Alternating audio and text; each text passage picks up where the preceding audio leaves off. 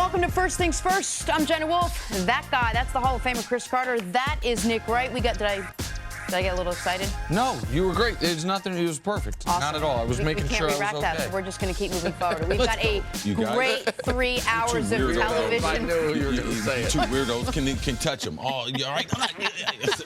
Let's go. Here's what we're talking about this morning. Gronk finally responds to trash talker extraordinaire Jalen Ramsey. Landon Collins is calling out Dak Prescott, but we will start the show with Aaron Rodgers, who had the most heroic of Sunday nights last week, coming back from what we now know is a sprained knee to mount one of the most improbable but seemingly effortless comebacks of all comebacks in win over the rivaled Bears. Rodgers didn't practice yesterday as the team now prepares for their other arch rivals in the Minnesota Vikings. Still unsure whether he will play or not. Here he is yesterday talking about it. I mean, I want to play, obviously, but you're just taking it one day at a time, see how it feels tomorrow, and see how it feels Friday, Saturday, and then hopefully you're ready to go Sunday. All right, guys, there's a lot to get to in this one, whether he plays or not, what happens to this team if he doesn't play. If he does indeed play, let's move forward as if he is. What will be the key for him against this dominant Vikings defense? He's going to have to be able to avoid the rush. The Vikings, and this is the constant theme. It's been since Brett Favre took over with the Vikings. I was there. We game planned for him. The game plan, Mike Zimmer and the Vikings, this current regime, is to get that quarterback. And do they have the staffing? Do they have the defensive players to be able to do that? Yes. The key to Aaron Rodgers is get the ball out of his hands. There's a couple of things that Mike McCarthy and the staff would have to do for me to be comfortable with Aaron Rodgers playing. That would be, number one is they have to have a heavy concentration on we're going to either run the ball or we're going to throw the ball sideways or short that is going to help the running game. You have to have a tremendous screen game to be able to slow down the rush. And their defense, they got to be able to play good to keep the Vikings and keep the game close. Because if you become one-dimensional, if you back Aaron up 40 times against this rush, he'll get hurt. He's still injured from the Sunday night game, so he's still sore. His mobility, this Vikings defense is not the Bears defense. And I would be willing to say if Khalil Mack had played, if he had been in training camp, Aaron, he wouldn't have made it through the second half. Because they could not block him. But when he got a little fatigued, that's when he started getting time. And I didn't like the Bears' game plan in the second half. The Vikings, they will blitz him. To beat the Green Bay Packers, the philosophy for the Minnesota Vikings, for 30 years, there is a practice tackling dummy at our facility. And there is a Green Bay quarterback's number on that. It was number 4. When he played there, and as soon as he retired, they put a number 12 on there. So when you listen to the Vikings, they are not going to say much about it. Last year, Barr knocked Rodgers out, but they know the path to victory is to hit that quarterback. They saw Monday's game, and they heard what Aaron Rodgers, when he talked trash last year, thought that it was an illegal hit. Yep. He thought it was a dirty hit. And so you can believe that the Vikings, they believe that they could send a message, just like Aaron Rodgers thought he could send a message to the Bears, that this is my division and I control it. I'm not certain Rodgers is playing, and I know we're going to get to that. But to answer your question, as far as if he is playing, here are names that matter. Lane Taylor, Corey Lindsey, Justin McCray. Those are the three the two guards in the center for the Green Bay Packers. Why do they matter? Because when Cris says the Vikings defense isn't the Bears defense, that's not a knock on the Bears defense, but the Vikings defense is better and it is built differently. The Bears were getting pressure on the edge where you had Khalil Mack, you had Leonard Williams, you have guys coming out from the edge. What the Vikings are going to do is up front, Hunter, Joseph, Sheldon Richardson, one of the enormous additions. He came over from Seattle. Right. He was maybe Seattle's best defensive lineman last year. They added that to their team. They added on their strength along with Everson Griffin. They can get strength right up the middle. Sheldon Richardson and Linval Joseph, most notably, two dominant defensive tackles. And so what the Packers did in the second half against Chicago was got the ball out quick, right? They got it out quick. They went no huddle. It's hard to get the ball out quick if your center's getting collapsed by Sheldon Richardson. One thing you have to watch in the game, the skill set for the Vikings, too, over the Bears. The Vikings are one of the best tackling teams in the NFL. The Bears, they don't lose this game if they tackle. those 2 big plays that they had, they were everything after that ball didn't travel that far. They ran with those balls. So if you can get those receivers on the ground, and the Vikings will, that's what they've been very, very good at. They don't give up big plays. So it's going to be an intriguing matchup because the skill level of these players for the Vikings, they're dominant on the defensive front. They got dominant linebackers, and they have a great secondary. Let me ask you guys this. If Aaron Rodgers doesn't play and Deshaun Kaiser goes in, we all agree they'll most likely lose this game to the Vikings.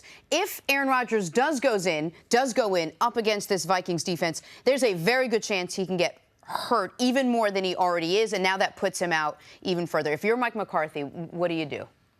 I allowed him to come in the game. There was more of a chance of him getting hurt in the Chicago game the second half than it would be him going out there healthy. Because one reason is he's adjusted to the injury.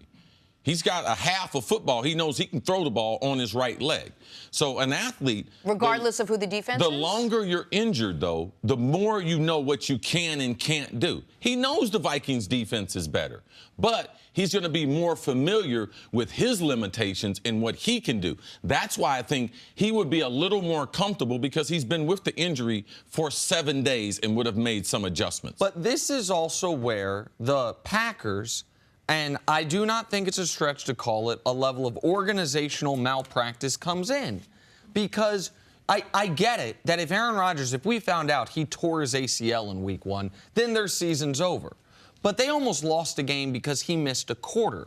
We are going into this Vikings game saying if he doesn't play, they may as well forfeit. So maybe you would put out a compromised Aaron Rodgers because it's such a big game and you have no shot. For the 5th or 6th consecutive year, to have Aaron Rodgers' backup be just an empty jersey is ridiculous. Last year, Rodgers was out by the time it had been 6 weeks he was out, the Packers were 1-5 and their year was essentially over. They needed overtime wins against Cleveland and I think Chicago in order to just be mathematically alive for the playoffs. We saw a backup quarterback win a Super Bowl, a backup quarterback in Case Keenum take over in the 2nd week of the year last year and take his team to 13-3. We saw the Patriots a couple years ago have a backup and a 3rd-string quarterback win football games. For the Packers to go from Brett Hundley and then downgrade it back up to Deshaun Kaiser when you still don't have a running game, it's absolutely unfair to this guy because he has every player wants to play, and I know it's a rivalry game, but he doesn't have the luxury of saying, you know what, we have a softer schedule coming up. I want to get my knee right, and you know what, maybe they can win without me. He knows, like we know, if Kaiser's the starter, they lose. And that's not the case for a lot of the other great players in this league. Drew Brees, if he's in this situation, he gets to say, you know what, I think Teddy can handle it for a week. You look around the league at the star quarterbacks, they can say, you know what, even Brady, I think Hoyer can handle it for a week. Yep. At least Rodgers a couple can't. Minutes, the way Rodgers was out on Sunday. A quarter. And so I put that on the Packers, that there's extra pressure on him to play because he knows who's backing him up. And I think, Nick, that when you've seen your season end and when you see the game change the way when Aaron got hurt, I believe it can be demoralizing for the team. If Aaron's not there, we don't even have hope. So I'm concerned about Green Bay practice today. Aaron didn't practice yesterday. He was with the rehab guys off to the side doing a different workout. But if he doesn't practice, I know the players know if he's not in the game, it's a fact. Yesterday's practice couldn't have been good.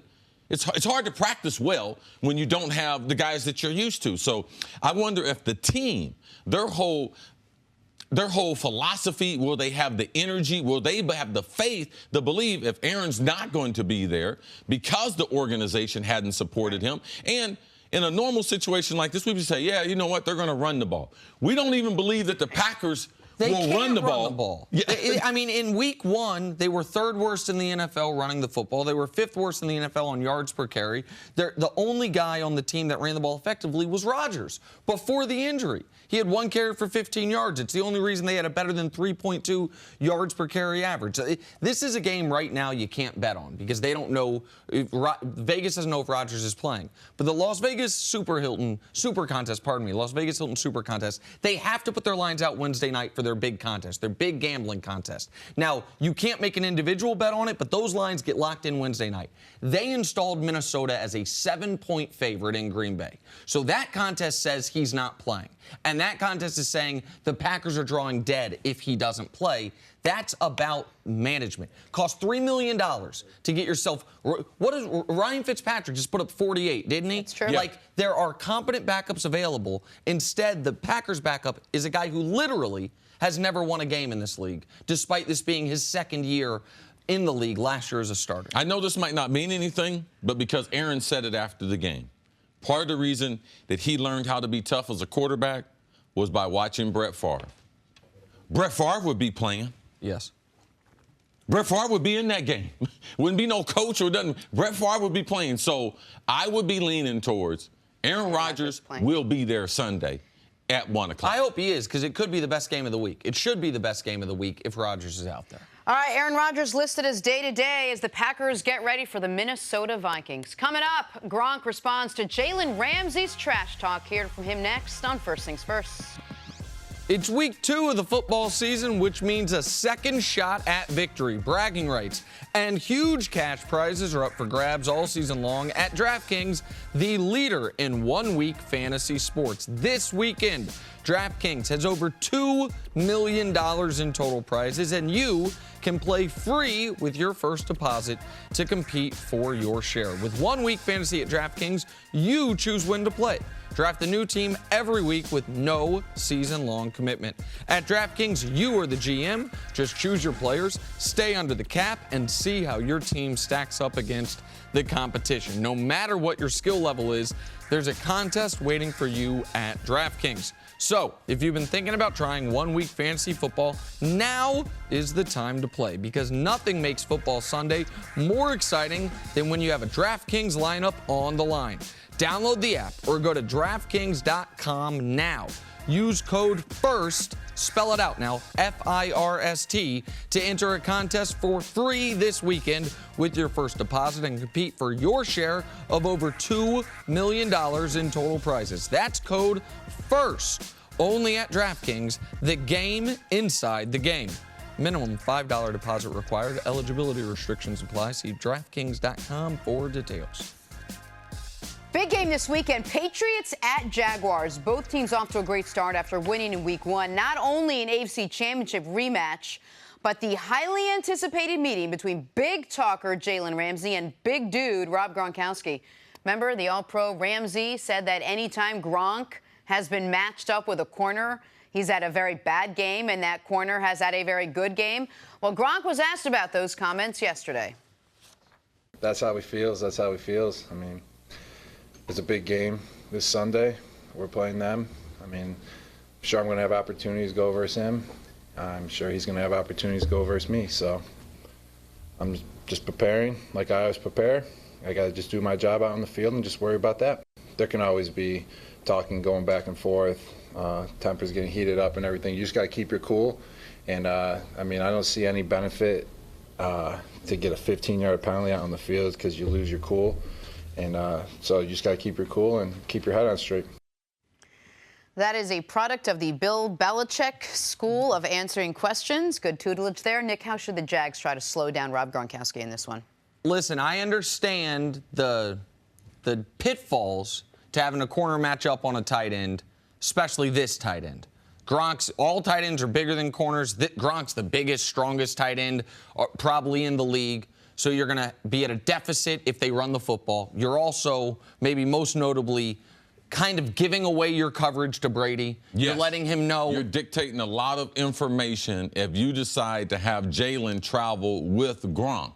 You're kind of at the mercy of the court because Brady can go to all these other matchups and he can get one of your linebackers matched up with one of his running backs, or the way he did in last year's AFC championship game. He targeted the other wide receivers. Brandon Cooks, 100 yards. Amendola, close to 100 yards. They had good games against the Jags. And Gronk played almost the entire of that first half before people remember he was knocked out. But he wasn't knocked out in the first quarter. He was knocked out at the very end of the second quarter. So I understand there's possible pitfalls. What do you do with your strong safety if your corner's on the tight end? I get it. But there's also an element of Jalen been talking a lot.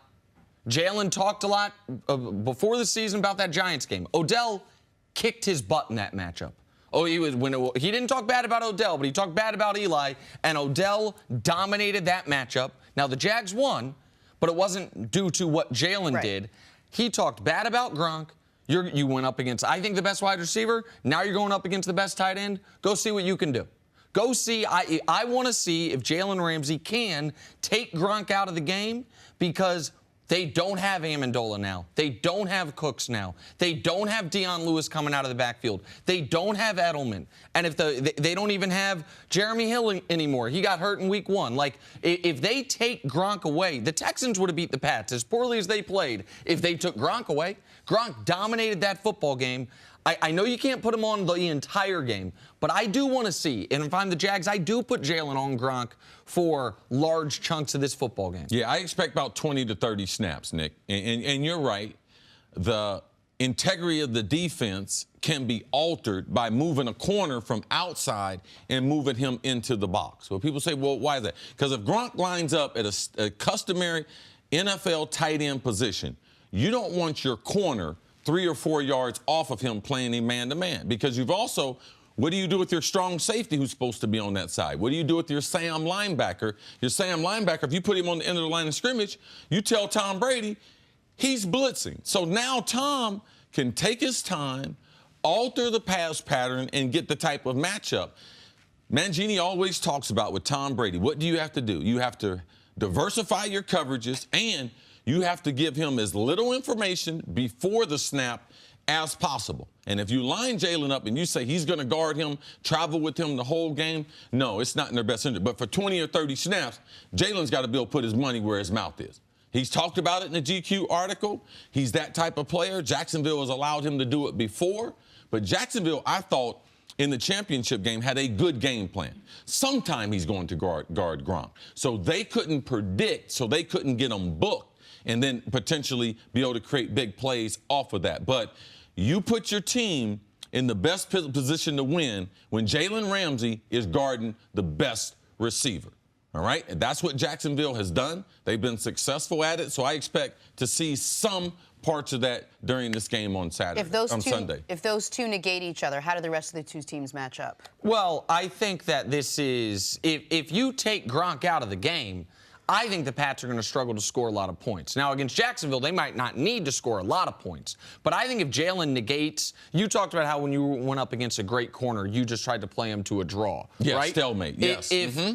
If it's just a stalemate and if Gronk is limited, then I believe the Pats are going to struggle to get to 24 points in this football game. Now, maybe they only need 17 to beat Jacksonville because of Jacksonville's limited offense, but I think that would be a huge win for the Jags if he can play into a stalemate. Jacksonville's got to do like the Texans did last week. You got to get New England in a lot of 3rd and long, 3rd and 7 or more. Last week, you would see New England in the game. They had a higher number of those because they shut them down on 1st and 2nd down. Now, if you're able to do that, you make them predictable. In last week's game against the Texans, New England did not convert a 3rd and +7. I think they were 0 for 6. So in doing that, Brady has to hold the ball longer for guys to get down the field. So that should be the game plan for Jacksonville. Be really strong on 1st and 2nd down, force Tom to throw the ball, and then you can have Jalen on him sometime, but then you can have Jalen at his traditional corner position to the right side of the offense. Listen, if you look at last year's stats from as far as Gronk, when he was matched up against a linebacker, generated a 154 passer rating when thrown to him, 28 targets. Lined up against a safety, a 107 passer rating on 75 targets.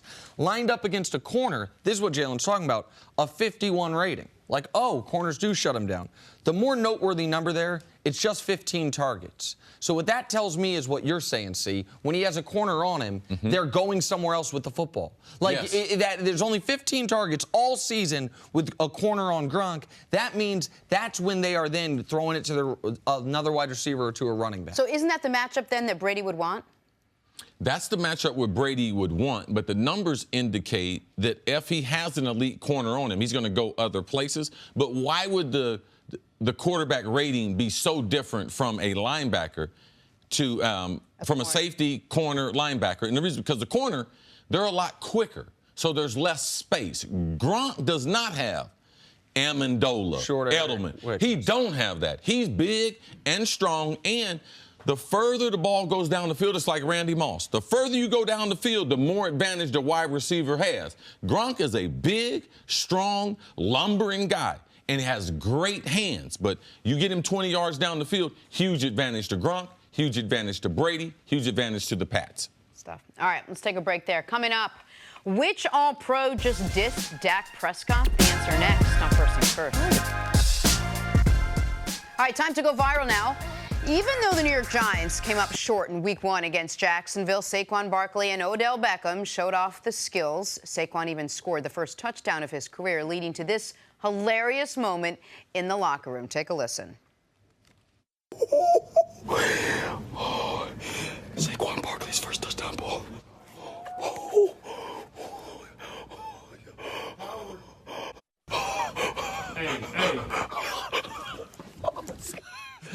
Odell was playing like he's going to keep it. That is, did you keep your touchdown? Yeah, 131 of them, I get it. It'd be a big room. But do you have any particular ones that... Your first, maybe? I do have them, but do I have them out on display and everything? No, I don't. I have them all in one certain spot. And actually, I'm going to give them all to my daughter. My daughter wants all my stuff that I kept, all my jerseys, all of my Hall of Fame. She made sure, hey, you got a wheel? I need to make sure all that stuff goes to me. Because your son, Deron, he don't care nothing about that stuff. I need to make sure that I get it handled. I was like, I got you, Monterey. It's like, make sure you sign a piece of paper so I get it. So, yeah, we do have those things. Yes.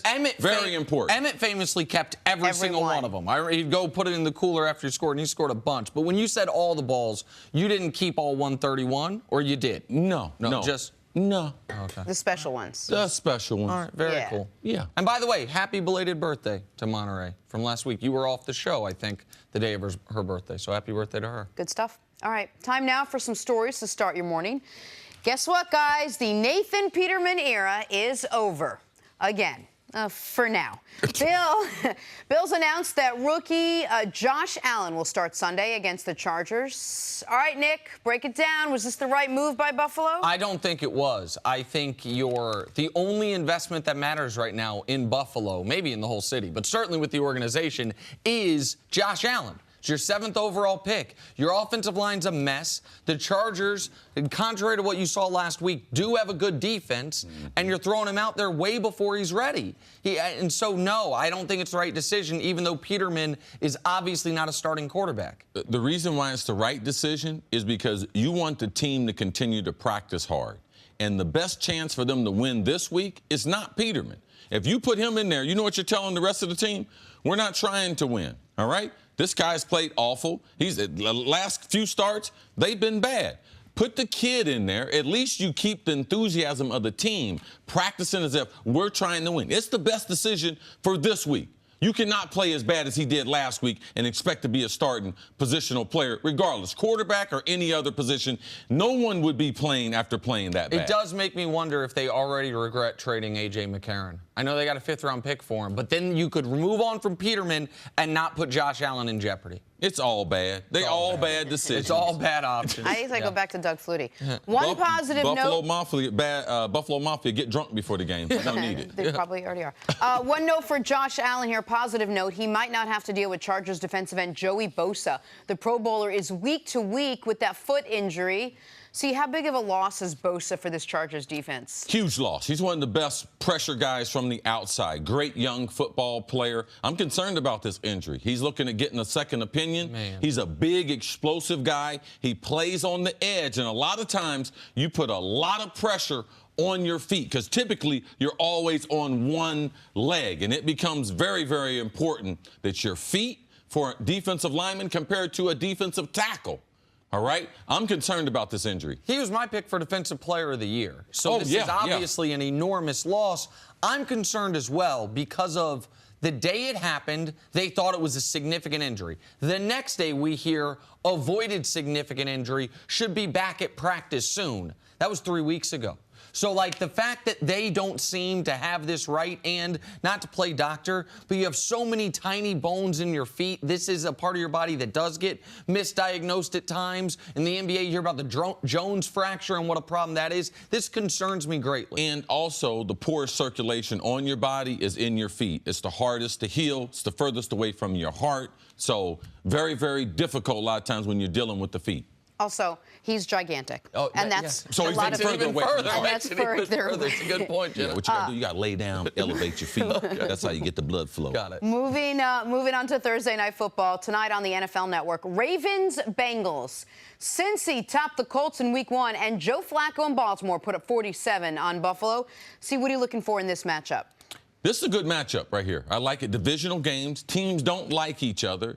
Now, we tend to forget how hated this little rivalry is in the AFC North, but Joe Flacco, what is he going to be this year? They had a very good preseason, under the radar. I believe that the pressure on him for Lamar Jackson, him potentially being in the lineup, has made Joe Flacco. When did Joe Flacco have his best year? When he was playing for his contract.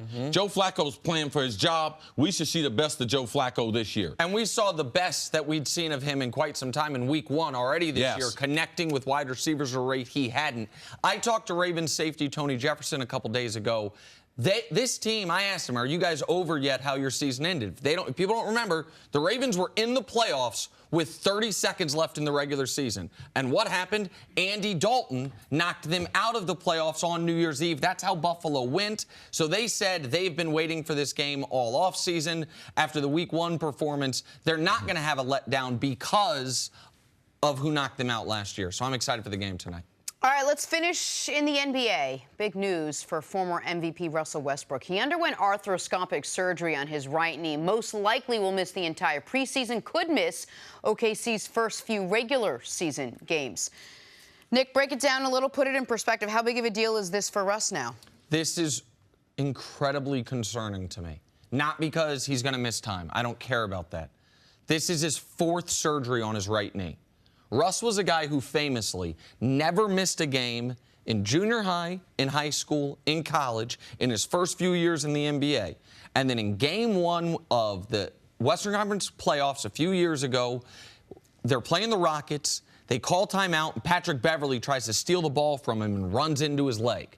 They were the 1 seed at the time.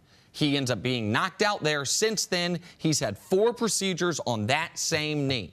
And the fact that we saw Russ in highlights, right? Just the other night. Yeah. Where we saw him gym. on the show in the gym. I forgot who he drove by. CJ. Drove by CJ McCollum. Good recall, Jenna. Thank you. And the fact that he's having this now says something went wrong. Russ turns 30 this year. There is not a player in the league more reliant on explosive athleticism.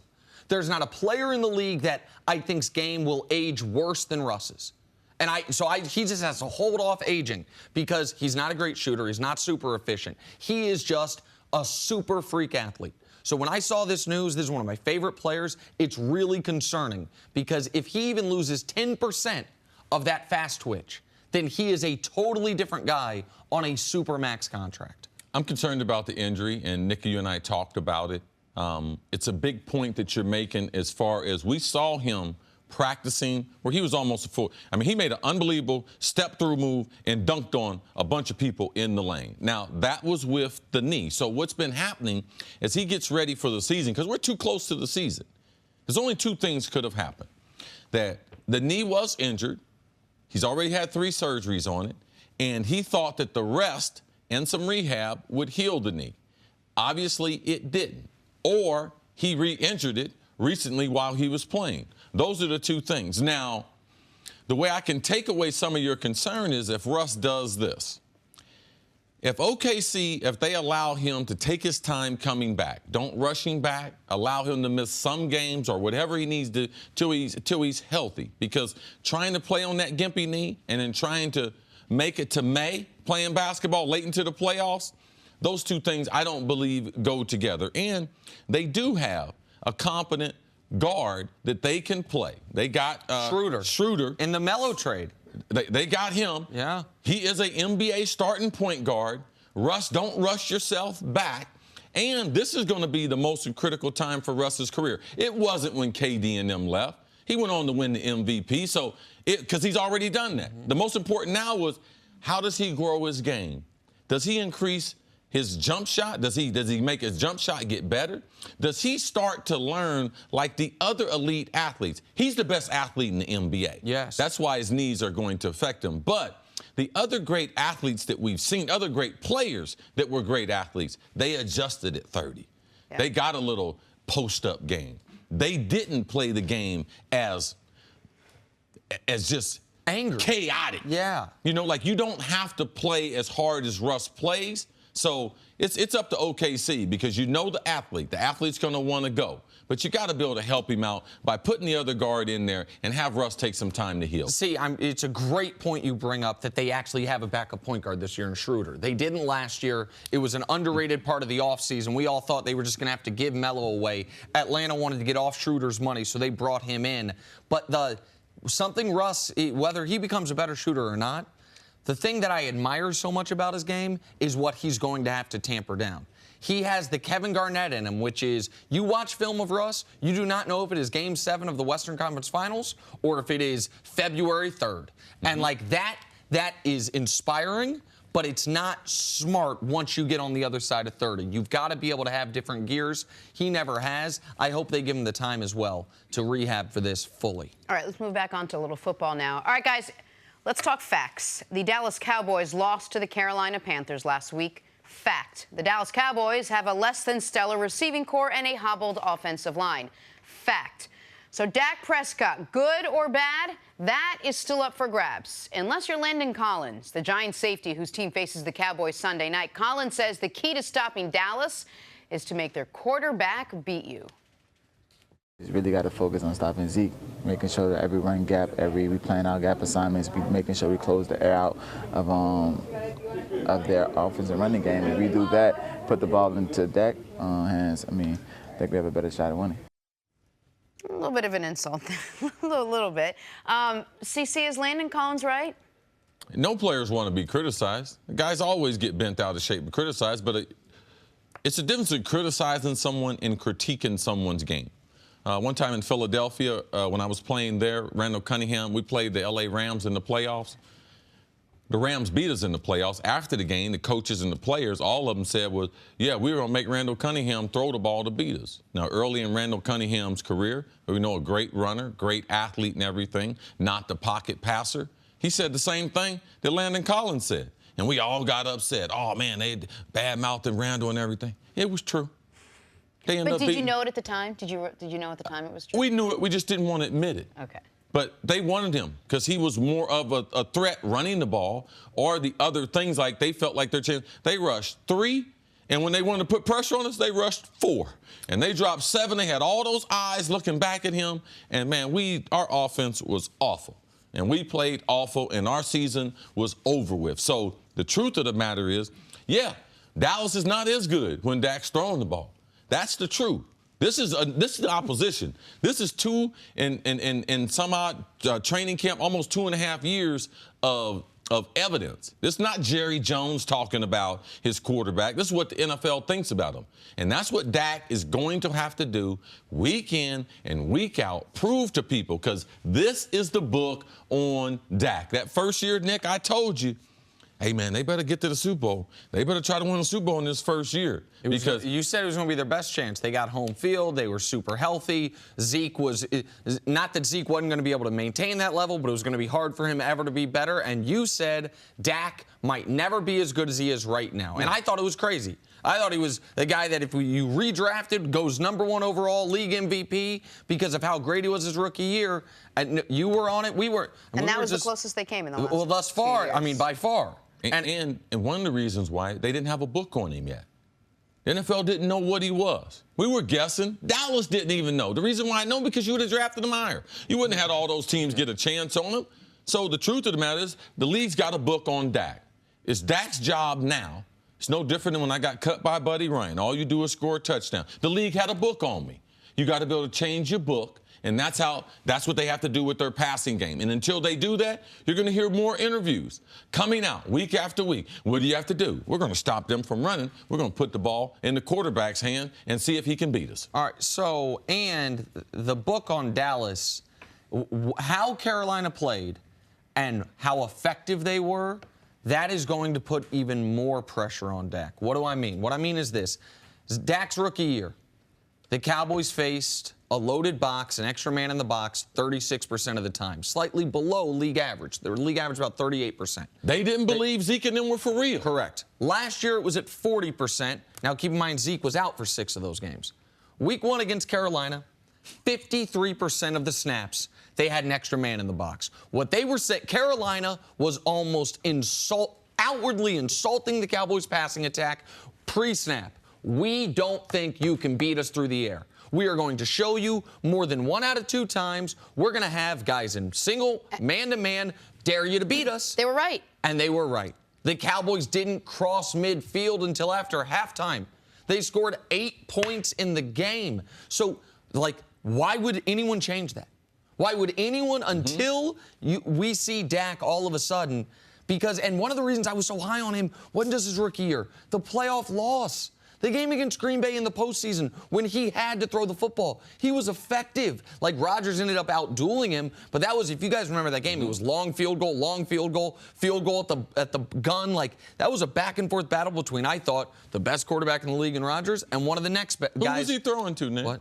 Well, that's the other thing. Oh, that guy's on TV and the other guy's on Twitter. Yes. Yeah. And Dez had a big game that playoff game. And Witten's a reliable, even though Witten just runs a 6.8 40, his little button hook on 3rd and 4 was an effective play. And so if I'm the Giants, I do even though I don't have the same personnel, I do exactly what Carolina did. And I say, well, I actually think the Giants' secondary is better than Carolina's. Now, I don't think the Giants' front is anywhere close to as good as Carolina's. But their secondary's better. So, what Landon Collins is saying is absolutely right. And this is by the way, there's no must-wins. I get it in week 2. Both these teams are 0-1. Philly and Washington are 1-0. We know how deep the NFC is. This is a huge game for these 2 teams. Man, what do the numbers say? Forget about what they think about. If you start 0-2, you miss the playoffs 90% of the time. 90% of the time. This is a huge week in the league. No one wants to start at 0-2. We saw the Saints. They started out at last year. They were able to dig out, but it's rare. 90%, I'm banking on those numbers. And I think the Saints were the only team in the league last year that started 0-2 and ended up making the postseason. The only thing Dak does have going for him is last week you said if there was a team that was going to really slow down Zeke, it was going to be the Panthers. This week against the Giants, he'll be able to rely a little bit more on Ezekiel Elliott. Absolutely, but if they're going to put 8 men in the box the whole game, then he's going to have to make some throws. Right. You're going to have at least one play greater than 20 yards. Going to have at least one. They didn't have one last. Football's a simple game. There's 11 on defense. We're going to put 8 in that box. They can only play 2 coverages. Number 1 coverage is man, cover 1, safety in the middle. Another coverage they can play, cover 3, where they play zone. But that strong safety in the box, out of the box, he's telling you exactly what we're going to give you. And if you can't defeat that coverage, that's the easiest coverage in the NFL. All right, let's take a break there. Coming up, wait till you hear who thinks Baker Mayfield will be better than Drew Brees. That's next on First Things First. Back here on First Things First with Super Bowl champ Greg Jennings. Good morning. How you doing, Greg? I'm doing great. All right, let's talk a little Saints and Browns. New Orleans will host Cleveland Sunday. Drew Brees will start for the Saints. Baker Mayfield will not start for the Browns. Tyrod Taylor gets that nod again, despite a shaky start last week. Regardless, Drew Brees had some insane praise for the number 1 overall pick, Baker Mayfield. Take a listen. I think he can be a lot better than me. Man, he's got all the tools. He's more athletic. He probably can run around better. He's got a stronger arm. He's got all the tools. Listen, I'll give Baker Mayfield advice if he asks for it. Other than that, I'm just focusing on my job. Drew Brees basically saying Baker is going to be a better version of Drew Brees in years to come. See, what do you make of that? Now, Drew Brees he's literally one of the faces of the NFL. Tom Brady, Aaron Rodgers, Drew Brees, and just not because it's quarterback play, but the type of man he is. Former Walter Payton award winner as far as his charitable stuff that he does off the field. It's been well noted, but Drew's a good man. He's a great leader. He's one of the greatest leaders we have. But even Drew can be wrong in doing this. I remember when when Larry Fitzgerald was coming into the league. And everyone knows I've been knowing Larry since he was 13, 14. People ask, well, how good Larry going to be? I could have easily said, Larry's going to be better than me, but I know better. I know how high that bar would be, and I wouldn't say that to Larry to put that pressure on him. Drew Brees, you can argue he's the greatest passer that we've ever seen. Now, you can say Aaron Rodgers got more talent, but he ain't got the numbers that Drew Brees has. You're talking about completion percentage. You're talking about touchdown to ratio. You're talking about yards. All these things. Drew Brees is amazing. Now, just because the packages are wrapped the same, and I do believe that him and Baker have some of the same intangibles. But, man, I need to pick out another smaller guy. I believe he can be as good as Russell Wilson. All right? Like, I just can't. Drew Brees, man, he's in a special class. He's one of the best 10 quarterbacks we've ever had all times. He's that good. I got that much respect for him, and he's that kind of leader. What's Baker's body going to be like when he's 35? Drew Brees is a workout warrior. He takes care of his body. We don't know those things. But Drew's a nice guy, and I like what he's saying. Yeah, Baker does have a chance. But Drew, we need to pick someone else. Like, because Drew Brees, it's not fair. I was there when Aaron Rodgers took over. I asked Greg, what about Aaron Rodgers? He said, man, he's going to be special. He didn't say he's going to be better than Brett Favre, though. Sometimes you just don't know. But I don't mind Drew Brees saying this. I don't read anywhere deep into it, though. It means nothing to me because Baker Mayfield has a lot to prove. Forget trying to be better than Drew Brees. Just trying to start a game and take that Cleveland Browns team where they desire to go.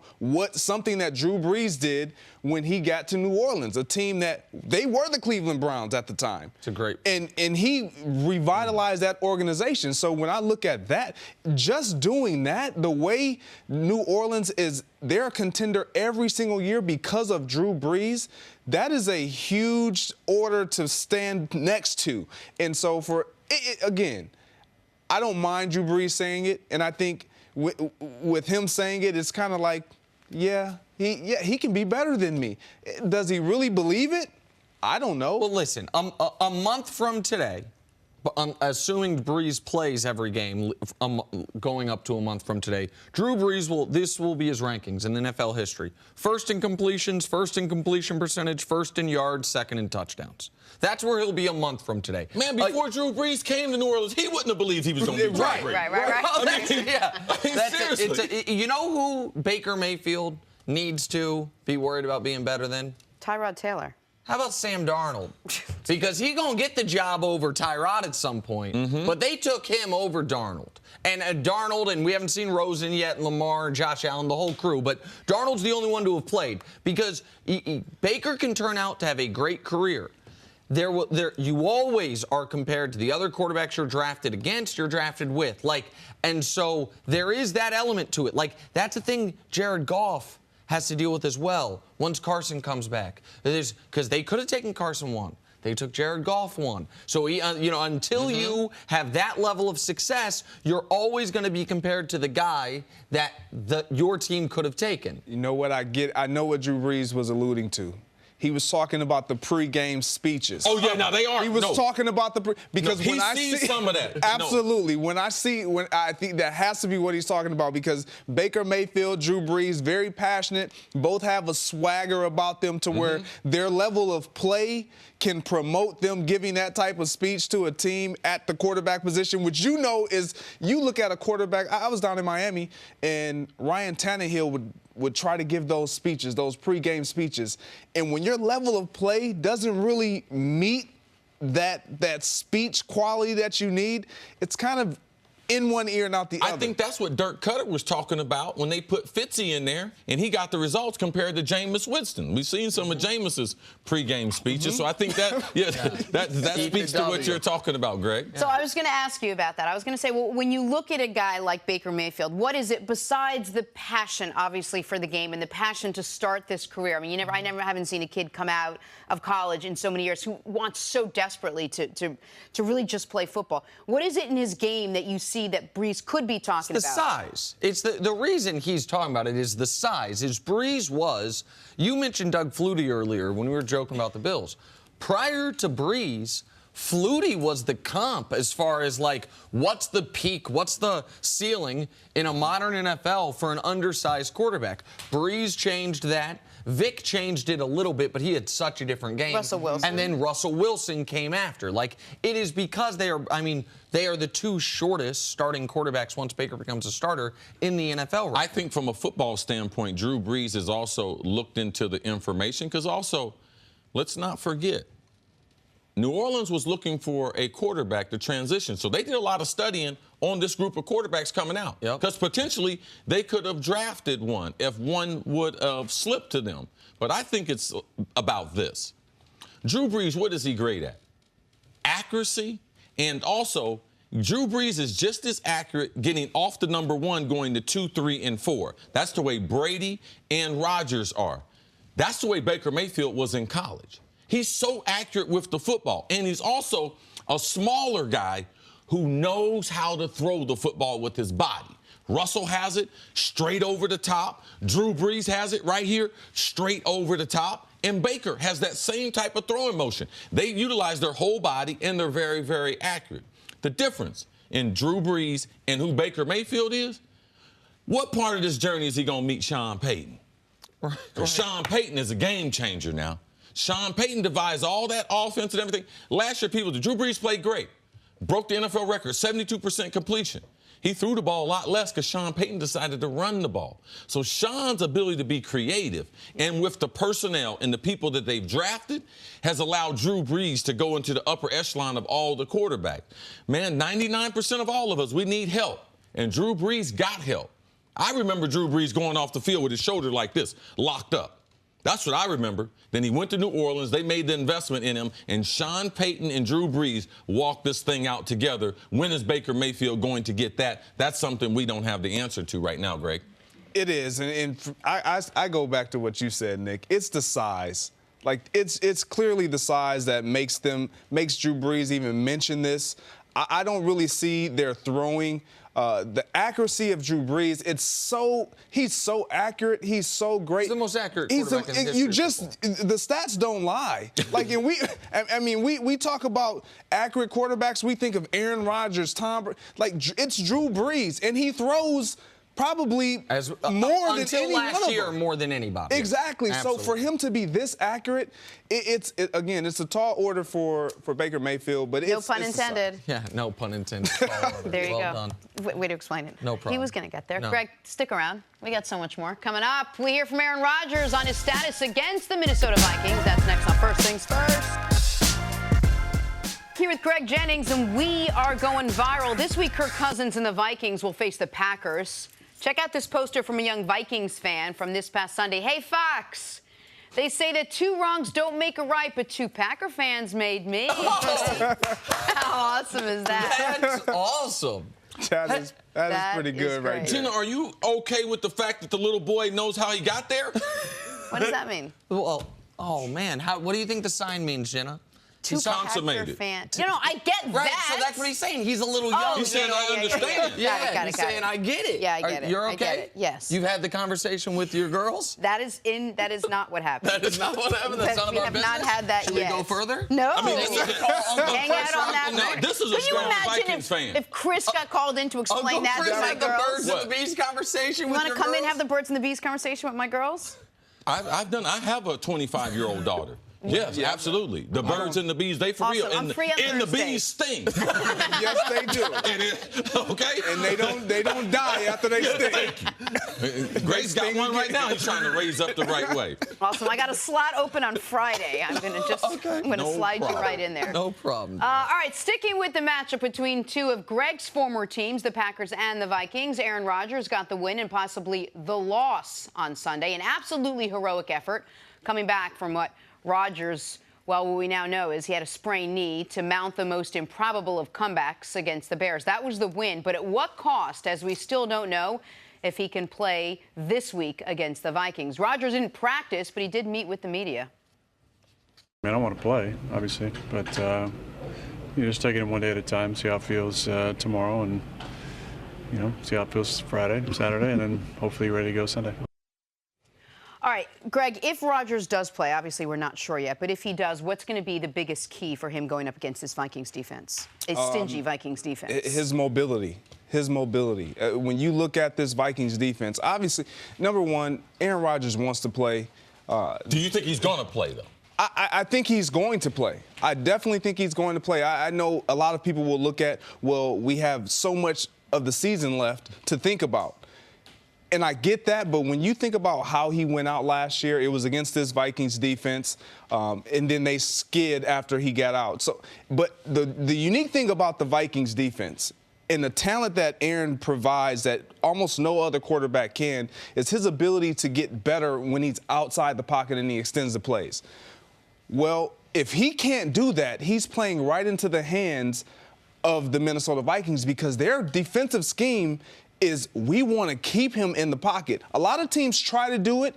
The Vikings tend to do it better than most. They got the personnel. They have the personnel to get it done. You have Everson Griffin on one end, you got Hunter on the other, and then you got Linville Joseph and Richardson in the middle that can force pressure up the middle, keep him in that pocket, collapse the pocket, but then you got two guys who can run with Aaron Rodgers on the outside that can keep him in contained. Is that Vikings defense also, we know they're a good defense, but is one of their trademarks is discipline? Is that another reason why they can? They're a very disciplined defensive team. When you look at Mike Zimmer and what he brings to the table, he demands a lot of everyone, not just his starters, because you see them rotating. Everson Griffin was mic'd up last week, and he comes off the field and he's running and he says, man, this rotation is awesome.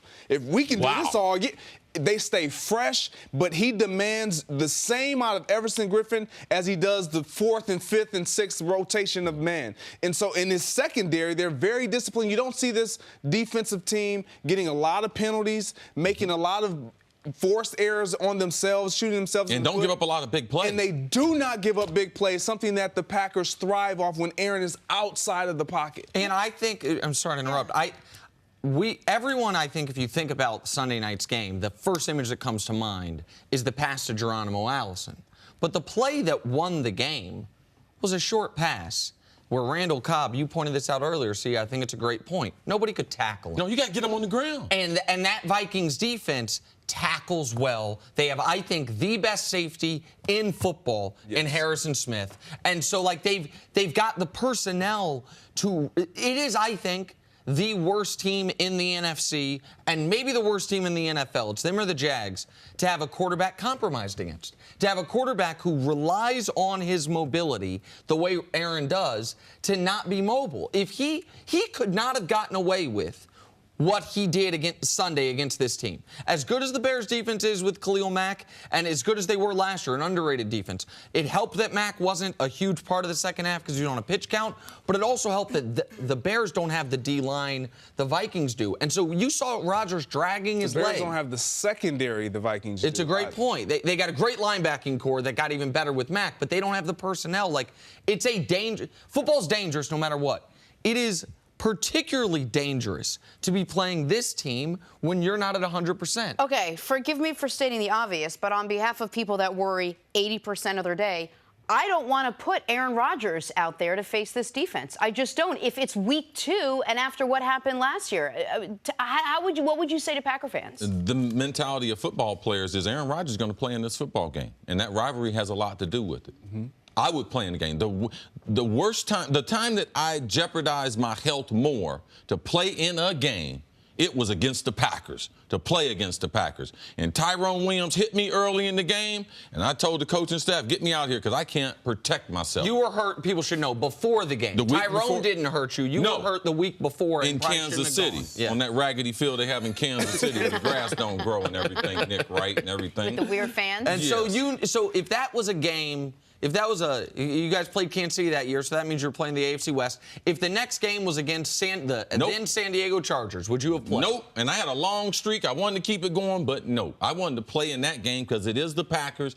When we look at our schedule and it comes out, man, you're looking for when I'm playing the Packers. I'm looking for when I'm playing the Packers, when I'm playing the Bears, and I look to see what month it's in. Do I have to go there in December? Those are the games that you have to win, and those are the things that get players out there. The thing that we haven't talked about, you guys just mentioned at the end, what's the difference between the Bears and the Vikings defense? Let's just talk about their secondary. When they go nickel, they drafted Mike Hughes, first round out of UCF. Last week had a pick 6 against Jimmy G. It sitting there in the zone. Turned the game. Changed the game. All right.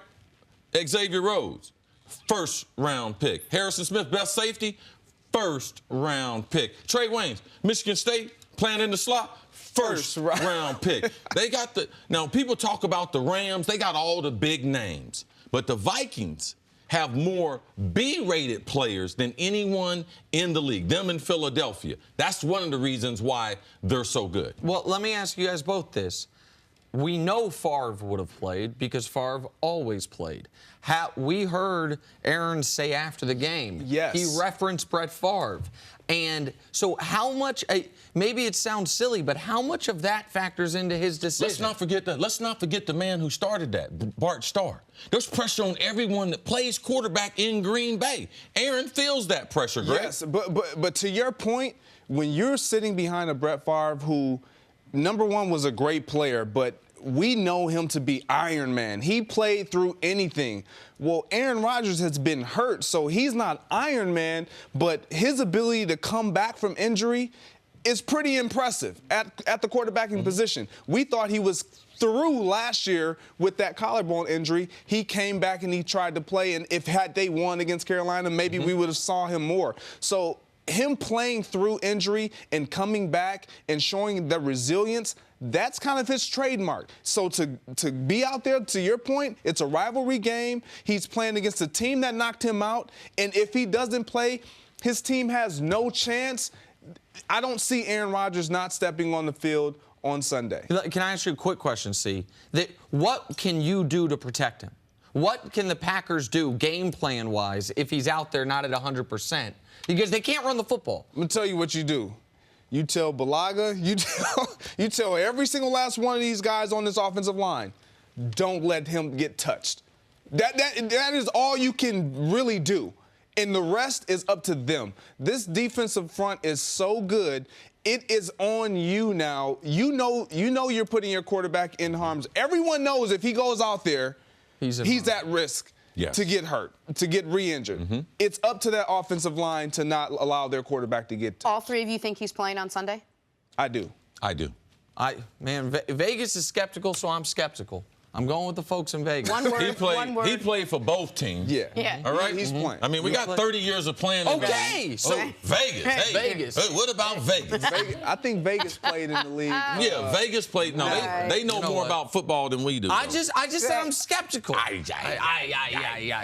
did that yesterday. He had a heart attack. Today, he's like, that was great. I like that. Oh, my gosh. Greg, thank you so much. Jealousy's as bleeding out your always. ears. I Can't like hear him you more than 'cause I you're like you. drinking at the I don't know same time when as you're going to you're get this. talking. I love you. I like him more. Got it.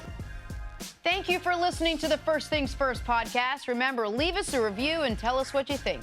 Subscribe to the podcast on Apple Podcasts and catch us on FS1 Monday through Friday, 6:30 a.m. Eastern. For Cris Carter and Nick Wright, I'm Jenna Wolfe. So long, everybody.